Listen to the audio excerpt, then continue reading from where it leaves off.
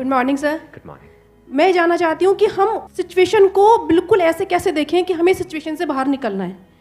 कि मान लो हमारे पास बार बार कोई प्रॉब्लम आ रही है, हम उसे फेस कर रहे हैं, फिर जो आसपास के हमारे सराउंडिंग्स के लोग हैं वो भी टाउंटिंग कर रहे हैं हम पर, नहीं तुमने पहले भी ऐसे किया था, अब फिर तुम फेल हो जाओगे इसमें, तो वहाँ जा करके हम स्टक हो जाते हैं और फिर हमारा कॉन्फिडेंस लूज हो जाता है। हम एग्जैक्टली कहाँ स्टक हो जाते हैं, जिसको आप जो वर्ड यूज कर रहे हो स्टक हो जाते हैं, मतलब आप कह रहे हो कि हम अपनी थिंकिंग में स्टक हो जाते हैं। थिंकिंग में स्टक हो जाते हैं, राइट? कि हम ओवर थिंकिंग में चले जाते हैं। ओवर थिंकिंग कि हम बैठे बैठे बस सोचते रहते हैं कि ऐसा क्यों हुआ, क्या हुआ, ऐसा नहीं होना चाहिए, कि हमारे में कुछ कमी ऐसा हो गया तो क्या होगा, वैसा हो गया तो क्या होगा, मैं दोबारा भी ट्राई किया नहीं हुआ तो क्या होगा। हम जानते हैं कि पहले भी ऐसा हुआ था, फिर हमने उसे ओवरकम कर लिया, लेकिन बार बार वही चीज आते आते फिर वही ब्रेन का जो कंफर्ट जोन है हम फिर वहीं स्टक होने लगते हैं। और जिस कंफर्ट जोन की आप बात कर रहे हो वो एक्चुअल में ओवर थिंकिंग वाला जोन है। ओवर थिंकिंग वाला जोन है, मतलब बैठे बैठे बस सोचते रहते हैं जैसी हमारी कंडीशनिंग हुई कर है, कुछ नहीं पाते हैं। करते भी हैं तो थोड़ा सा करना शुरू करते हैं, उसके बाद वापस से वो थॉट्स हमारे ऊपर हावी हो जाते हैं। राइट? यही आप कह रहे हैं। राइट सर, प्रॉब्लम जो है इतनी ज़्यादा, क्योंकि एक्चुअली क्या लाइफ में अगर कुछ अच्छा होता है तो शायद हम प्रॉब्लम से इजीली निकल जाते हैं, बट बैक टू बैक जब आपको फेलियर्स ही मिल रहे हैं उस टाइम पे भी आपको फिर दिखना ही बंद हो जाता है कि हाँ, निकलने का भी कोई रास्ता है। प्रॉब्लम सबसे बड़ी पता है क्या है? कि सबको यही लगता है कि हमारी प्रॉब्लम सबसे बड़ी है। अगर यहां पर मैं एक एक करके सबको बोलूं कि आप बताओ कि आपकी लाइफ में क्या क्या प्रॉब्लम्स आई या अभी क्या प्रॉब्लम्स चल रही है, तो आई एम श्योर कोई सोच भी नहीं सकता कि अच्छा ऐसी ऐसी प्रॉब्लम्स भी कोई फेस कर सकता है क्या। तो इन प्रॉब्लम्स के बावजूद भी कुछ लोग आगे बढ़ पाते हैं, कुछ नहीं बढ़ पाते हैं। That is the big question कि एग्जैक्टली हम स्टक कहां पर होते हैं। क्या हम एक्चुअल में लाइफ में प्रॉब्लम्स में फंसते हैं या उन प्रॉब्लम्स को लेकर के जो हमारी थिंकिंग है वहां फंसते हैं? सबसे पहले ये चीज हमको क्लियर होना चाहिए। तो जो हम कह रहे हैं फंस गए हैं, हम एक्चुअल में प्रॉब्लम्स में नहीं फंसे हैं, क्योंकि प्रॉब्लम्स तो सबकी लाइफ में है। हम एक्चुअल में थिंकिंग में फंस जाते हैं। राइट।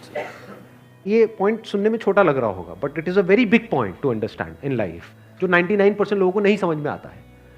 हम क्या समझते हैं कि हम प्रॉब्लम्स में फंस गए हैं, क्योंकि the moment you say that, तो जब तक प्रॉब्लम्स रहेगी तब तक आप फंसे रहोगे। और प्रॉब्लम्स कब तक रहेंगी? लाइफ टाइम, जब तक लाइफ रहेगी। Right. But the moment you से कि मैं प्रॉब्लम्स में नहीं फंसा हूं, प्रॉब्लम्स मतलब लाइफ में नहीं फंसा हूं, मैं लाइफ के बारे में जो मेरी थिंकिंग है उधर मैं फंस गया हूं जाकर के। अब मैं उस थिंकिंग को कैसे चेंज करूं? Right. If you say that, तो वो आपके हाथ में पूरा कंट्रोल है। But if you ask me this question कि मेरी लाइफ की जो प्रॉब्लम्स हैं वो कैसे सॉल्व हो, तो उसका कोई जवाब नहीं है, क्योंकि वो कभी नहीं होगा। आज आपकी एक प्रॉब्लम है, वो सॉल्व हो भी जाएगी, कल कोई और प्रॉब्लम आ जाएगी, परसों कोई और आ जाएगी, फिर कोई और आ जाएगी, फिर कोई और आ जाएगी। Right sir. तो कैसे हम अपनी थिंकिंग को चेंज करें? सिंपल। थिंकिंग चेंज हो गई तो सब चेंज हो जाएगा। सब चेंज हो जाएगा, क्योंकि प्रॉब्लम्स को देखने का नजरिया बदल गया तो प्रॉब्लम बदल गई। एक बंदा जिसकी थिंकिंग नहीं फंसी हुई है, उसको आप चारों तरफ से फंसा दो, वो निकल जाएगा। लेकिन जिसकी थिंकिंग फंसी हुई है, उसको आप जा करके दुनिया जहान के सारे रिसोर्सेज दे दो, पूरा का पूरा खजाना भी दे दो, तब भी वो नहीं निकल पाएगा। तब भी रोएगा बैठ करके कि क्या मेरे को चारों तरफ खजाने से कैद कर दिया। अरे भाई, खजाना है, कैद नहीं है। देखा ना ऐसे लोगों को जिनके पास में सब कुछ है लेकिन रोते रहते हैं। तो सब कुछ मिलना इज नॉट अ सॉल्यूशन। जिनकी लाइफ में कोई प्रॉब्लम नहीं है वो भी रो रहे हैं। सो अब आता है कि इसका सॉल्यूशन क्या है, कि we are stuck in our thought process, how to get out of it. तो सबसे पहली चीज ये समझनी है, ज्यादा सोचने से कुछ नहीं होता है, सही सोचने से होता है। अभी सही सोचना क्या है? What is right thinking, not positively सोचना। इसको भी ध्यान से समझ लेना। पॉजिटिव सोचना क्या सही सोचना होता है? फॉर एग्जाम्पल, आगे आप जा रहे हो, किसी जंगल में हो और आगे दलदल है, और आप पॉजिटिव सोच रहे हो, मेरे साथ में कभी कुछ गलत हो ही नहीं सकता, मैंने ताबीज पहना हुआ है, ये मुझे बचाएगा। बहुत लोग हैं बहुत पॉजिटिव है लाइफ को लेकर के, बट क्या उनकी सोच सही है? अभी सही सोचना क्या है? सर मेरे हिसाब से मतलब इंटेलिजेंसी से सोचना, कि मतलब कुछ ऐसा सोचे कि आगे जाके हमें कोई हानि ना हो, कि एक इंटेलिजेंट माइंड से सोचे। अभी इंटेलिजेंट क्या है और फूलिश क्या है? एक है फूलिश तरीका सोचने का, बेवकूफों की तरह सोचना, एक है इंटेलिजेंस के साथ में सोचना। What is intelligence? जिसको हम इंटेलिजेंस कहते हैं वो इंटेलिजेंस क्या है? साइंस को इंटेलिजेंस कह सकते हैं? नहीं कह सकते। नहीं कह सकते। तो किसको कहोगे? सुपरस्टिशंस को इंटेलिजेंस कहोगे? सुपरस्टिशंस मतलब क्या? बिलीफ, कुछ भी मान रखा है, उसको पकड़ के बैठे हुए हैं, उसके हिसाब से एक्ट कर रहे हैं। उसको इंटेलिजेंस कहोगे या साइंस जिस तरीके से आगे बढ़ रही है उसको इंटेलिजेंस कहोगे? एग्जैक्टली।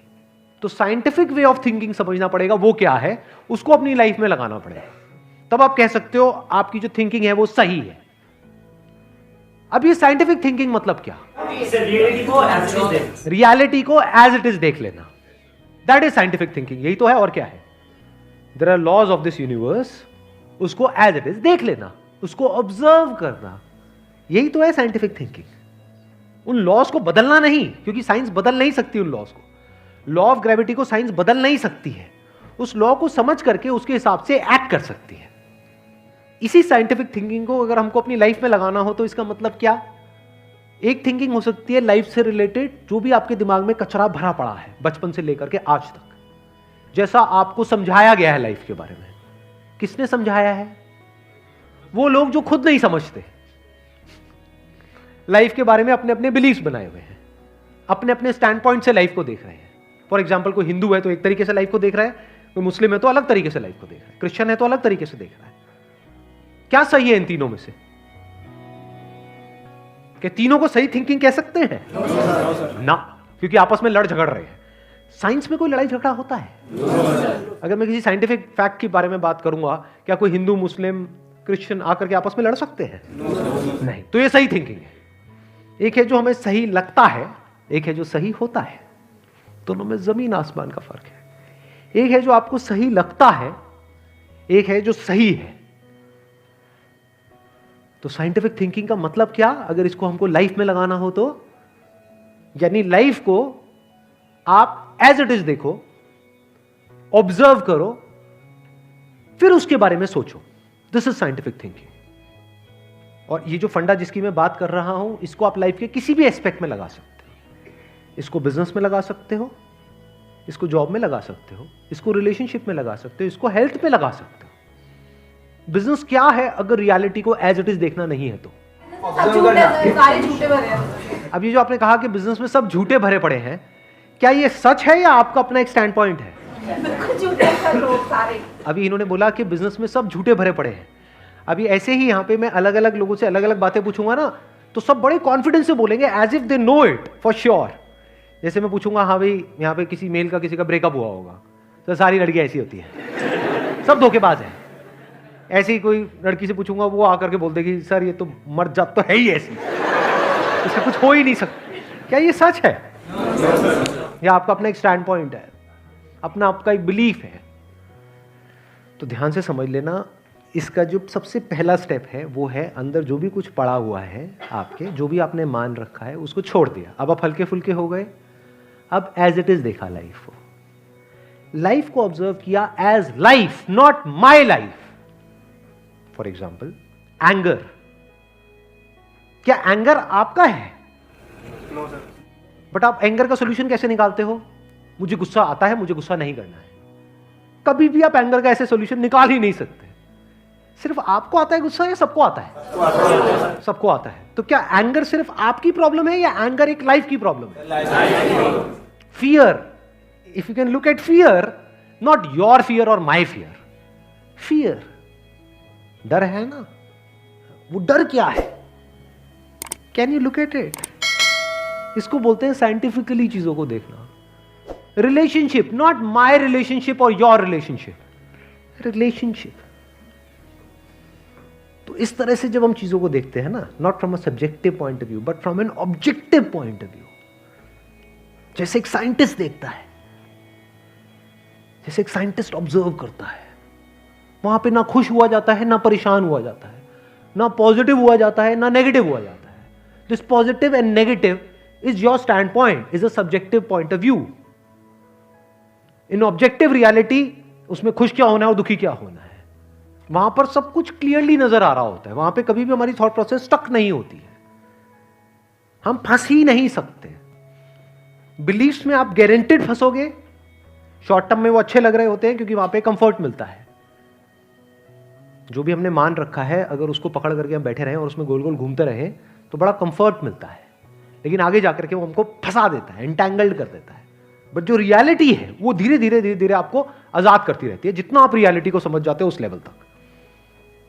यानी कि अगर इसको मैं पूरा समअप करूं जो भी मैंने अब तक कहा है उसको, ये सेशन शुरू कहाँ से हुआ था? फेलियर से हुआ था कि एक के बाद एक हमने लाइफ में बहुत सारे फेलियर्स फेस करे हैं। तो अब अपने फेलियर्स को ऑब्जर्व मत करो, अपने को बीच में से हटा दो, ऑब्जर्व करो ये जो फेलियर्स हैं ये क्या है। तो you will start seeing the nature of those failures, you will start seeing the causes of those failures. For example मेरी लाइफ है, अगर मेरे को उसको ऑब्जर्व करना है, दो तरीके हो सकते हैं। एक ये, अब मैं अपनी लाइफ में थोड़ा सा जा रहा हूं जिससे कि आप उसको रिलेट कर सको। मैंने पास में कुछ गलतियां करी, बहुत बड़ी बड़ी गलतियां करी, मेजर लॉसेस हुए। तो एक एंगल तो ये हो सकता है मैं ऐसा कैसे कर सकता हूं। दूसरा ये है कि मैं ऑब्जर्व करूं कि एग्जैक्टली वो गलती क्या थी और उसका कॉज क्या था। तो वो दिख जाता है, अच्छा उस टाइम पे वो ग्रीड बहुत ज्यादा हावी हुई पड़ी थी। अच्छा ग्रीड क्यों हावी हुई पड़ी थी? इतना लालच क्यों आया हुआ था कि हाँ ये करना है, ये करना है, ये करना है, ये क्यों आया हुआ था? और ये बचपन से ऐसी कंडीशनिंग हुई पड़ी थी, बचपन से घर में यही सारी बातें सुनी थी। तो इसलिए I was acting out of that information जो मेरे अंदर फीडेड थी, and that was not correct information. वो सारी इंफॉर्मेशन गलत थी, जिसकी वजह से मैंने जल्दी से एक्ट किया, बिना सोचे समझे, बिना सही थिंकिंग के एक्ट कर दिया, उस वजह से जाकर के फंस गया। तो मुझे उस बंदे ने नहीं फंसाया, मैं खुद फंसा अपने लालच की वजह से। तो अब ये क्लियर हो रहा है हम कैसे देखते हैं। तो वंस वी सी दैट, तो अब मैं उससे पूरी तरह से फ्री हो गया, because I understood something which is very basic in life, जिसकी वजह से पूरी की पूरी लाइफ एक अलग ट्रैक पे निकल गई। क्या समझ आया? कि कभी भी ग्रीड से एक्ट नहीं करना है। अब इसको हम समझते हैं, कैसे समझते हैं? मॉरल साइंस की बुक से। वो सब बकवास है, ये लालच नहीं होना चाहिए, सबके अंदर लालच भरा पड़ा है। बट लालच हमको कैसे फंसाता है, इसको ऑब्जर्व किया अपनी गलतियों के बेस पर, और फिर समझ आया अच्छा ये होता है। लालच से ग्रोथ नहीं होती है। लालच से आप पैसा कमा सकते हो, बट उसको आप ग्रोथ नहीं कह सकते, क्योंकि आप डिग्रेड हो रहे हो, तो आप एक्चुअल में ग्रो नहीं कर रहे हो। एक्चुअल ग्रोथ में उसको कह सकता हूं जो होलिस्टिक ग्रोथ हो, उसको ग्रोथ बोल सकते हैं। आपने पैसा तो कमा लिया, लेकिन डर में जी रहे हो कि मैंने इतने घपले कर दिए हैं, अगर किसी ने पकड़ा गया तो पता नहीं क्या हो जाएगा, क्या फायदा ऐसी लाइफ का। उसको आप ग्रोथ कहोगे? Can you call it growth? ना। तो लालच से ग्रोथ नहीं होती। तो ये चीजें समझना बारीकी से, स्टेप बाय स्टेप, तो आप गलतियों का पूरा नेचर समझ सकते हो। The nature of mistakes, the kinds of mistakes, the types of mistakes, और उनके कॉजेस क्या होते हैं। और जैसे ही हमको ये सब समझ आ जाता है और साफ दिखने लग जाता है, तो वो गलतियां होनी हमसे बंद हो जाती हैं। और जितनी भी गलतियां हो सकती हैं, उन सबके अगर नेचर समझ आ जाते हैं, तो गलतियां होने की पॉसिबिलिटी फ्यूचर में ऑलमोस्ट खत्म हो जाती है। प्लस जब समझ आ गई है उसकी रियलिटी, तो वहां पे ओवर थिंकिंग के लिए जगह नहीं होती है, अपन थिंकिंग में स्टक नहीं होते। Wish you all the very best, thank you so much for coming.